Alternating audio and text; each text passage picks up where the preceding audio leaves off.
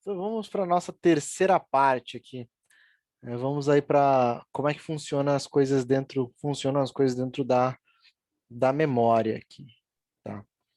Ah, lembrando aqui que nós temos dois tipos aí, os que são referenciados e os tipos de valor.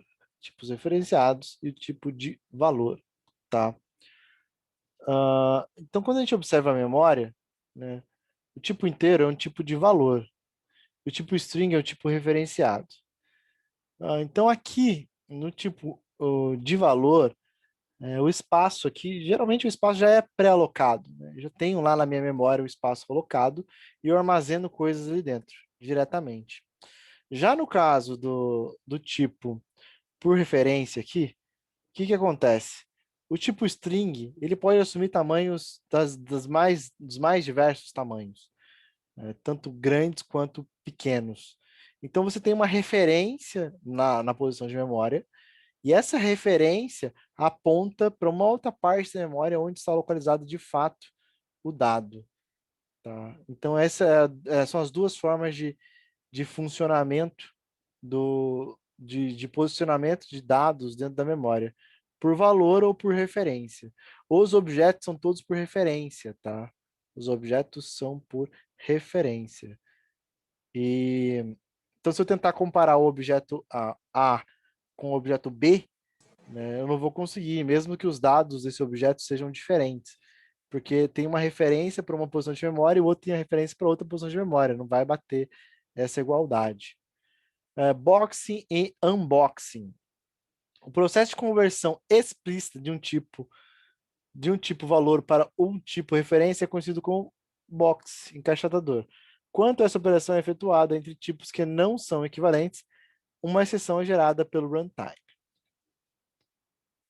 Vamos lá. Algumas conversões aqui. Dá para perceber já o que é uma conversão implícita e uma conversão explícita, né? Na implícita, o que acontece?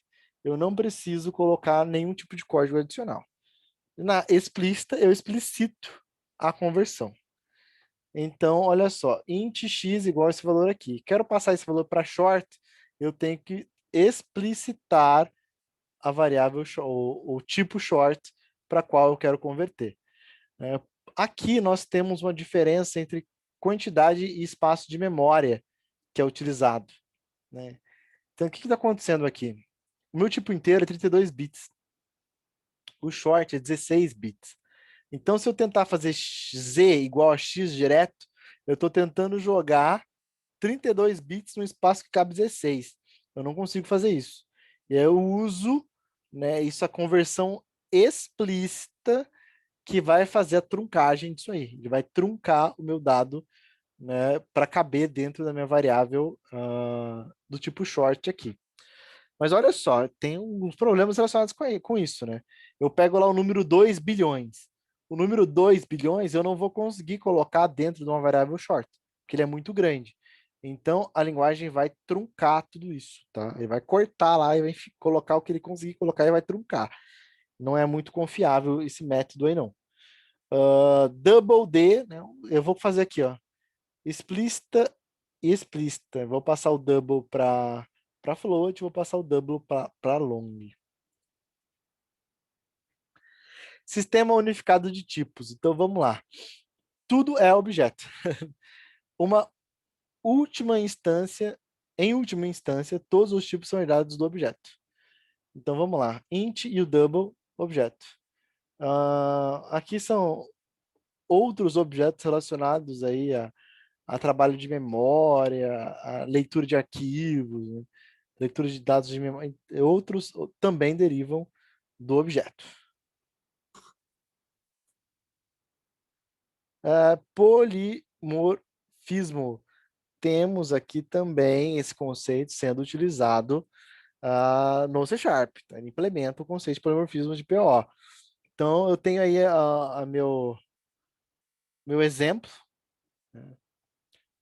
E essa classe exemplo, esse método exemplo é um método estático, né? Ele pode assumir aí vários tipos diferentes. Olha que legal que eu fiz aqui, né? Eu coloquei static, void exemplo, e falei que o tipo de entrada, o método de entrada aqui é do tipo objeto. Aí eu posso inserir qualquer coisa aqui, tá? Qualquer coisa. Um número, um texto, um float, o resultado de uma conta. Posso passar uma imagem, um arquivo, eu posso passar qualquer coisa. Justamente pelo fato de que o meu parâmetro de entrada aqui é do tipo objeto. E objeto aceita qualquer coisa. É o object do Java também, tá? Os tipos de valor e polimorfismo. Como um int, tipo de valor, pode ser convertido em um objeto, tipo referência. Vamos lá. Como podemos unificar tipos de valores e de referência?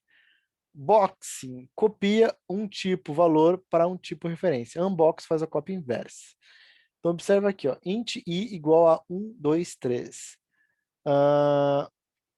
Objeto o igual a i. Então, o meu i aqui agora é do tipo objeto, né? É do tipo objeto e não é. E o meu i, o meu o é do tipo objeto. É uma referência que aponta para um tipo inteiro que está aqui o valor. Tá? Esse i que está aqui, né? É justamente o. Ah, eu vou ter que mudar essa imagem aqui. Deixa eu ver.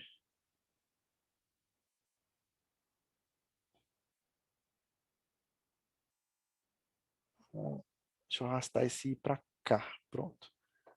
Agora sim.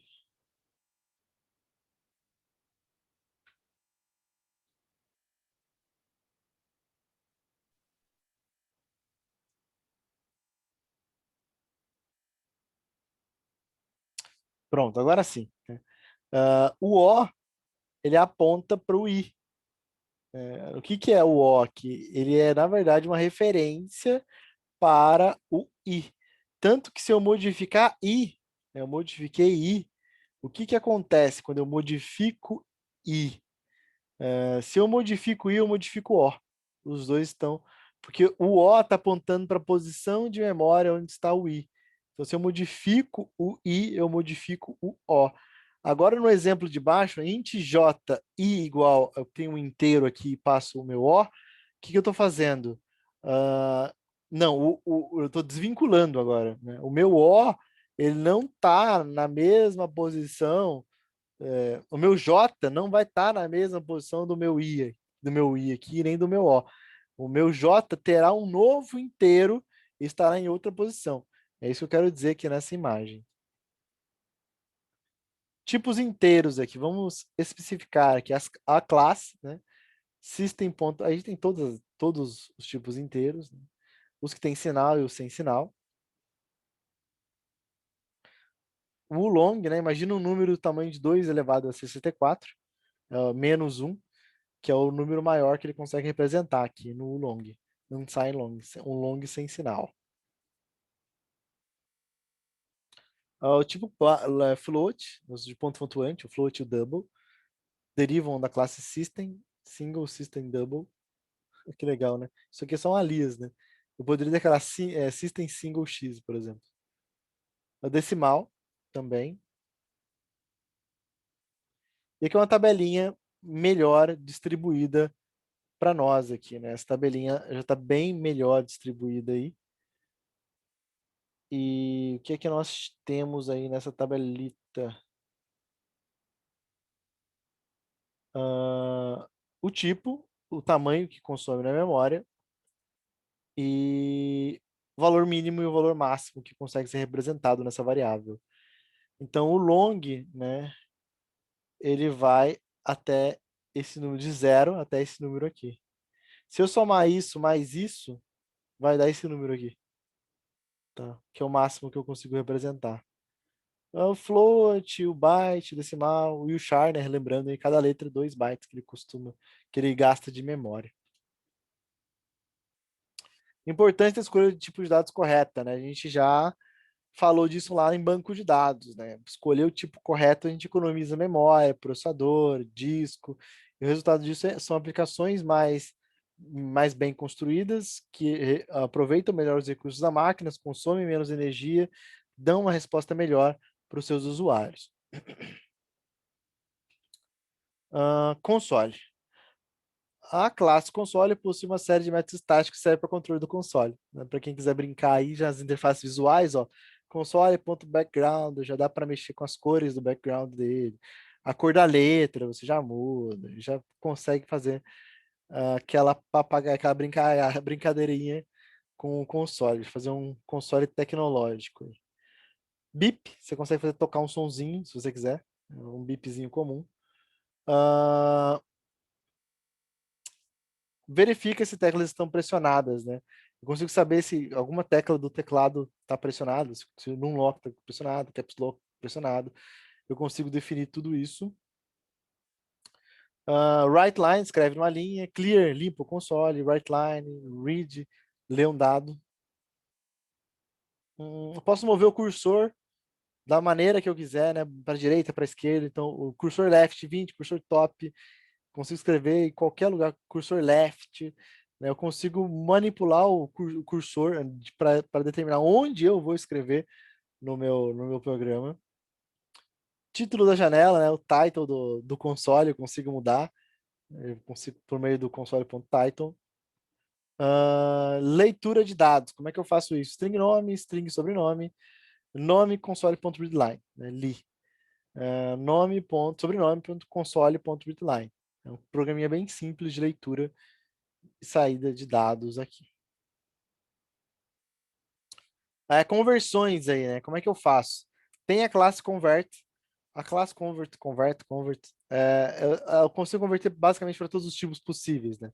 Ela tem, por exemplo, o toInt, o toInt 16, toInt 64, toLong, ele tem todos aí com os tipos possíveis aí de conversão. Então, string x igual a 1. 1 não é o texto, eu quero armazenar isso numa variável inteira. Ou eu converto para um inteiro 32, ou 16, ou um inteiro 64. Operadores aritméticos da linguagem, soma aqueles que nós conhecemos aí.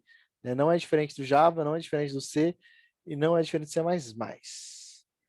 Operadores relacionais também são iguais ao C, iguais ao do Java, iguais ao do C++. Operadores de atribuição.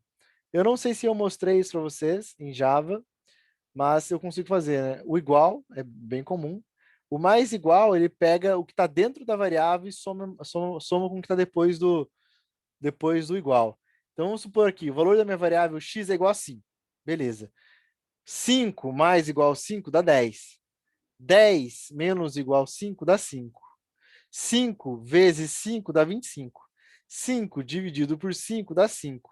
5 dividido por 5 tem resto igual a 0. Tá? É assim que ele trabalha aqui, esses operadores de atribuição. Os operadores lógicos não vai ter problema, são os que nós estamos acostumados. O E lógico é por 2 exponenciais, o O lógico 2 barras horizontais e a negação. Lembrando aí que parênteses ele faz primeiro, depois multiplicação e divisão, e por último ele faz a soma de subtração. Então, por exemplo, isso aqui não é a média entre 7 e 4, porque ele vai pegar 4 dividido por 2 e depois somar com 7.